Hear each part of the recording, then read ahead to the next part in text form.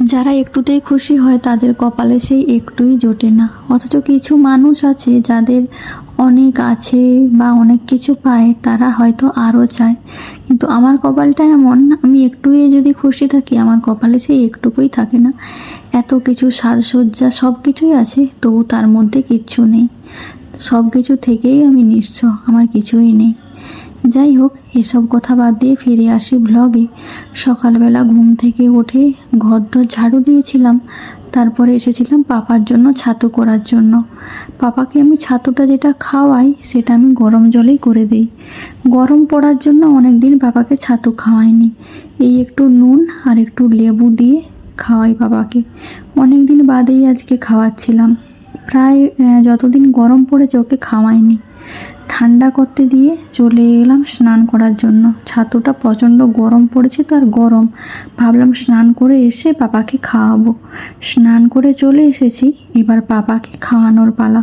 ওকে এভাবেই বসে বসে খাওয়াতে হয়, আর এত দুষ্টু কিনা, খাওয়াতে প্রচণ্ড পরিমাণে কষ্ট হয়, কিছু করার থাকে না।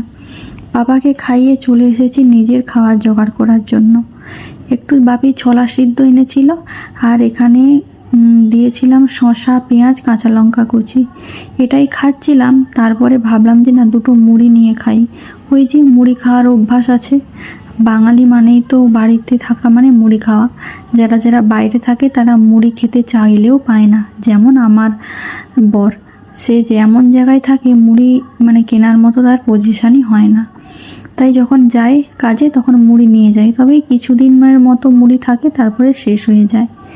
যাই হোক, বলতে বলতে দুপুরে রান্না করতে চলে এসেছিলাম। আজকে রান্না করব মাছ আর আলু দিয়ে ঝোল করব।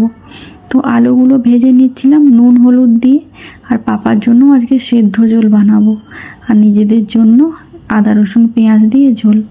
এদিকে আদা রসুনটা তো মিক্সিতেই বেটে নিয়েছিলাম, আর রান্নাটাও বলতে বলতে দেখো কষানো হয়ে গেছে। আর মাছগুলো এক সাইডে ভেজে রেখেছিলাম, মাছগুলো দিয়ে দিলেই ঝোলটা একদম রেডি হয়ে যাবে।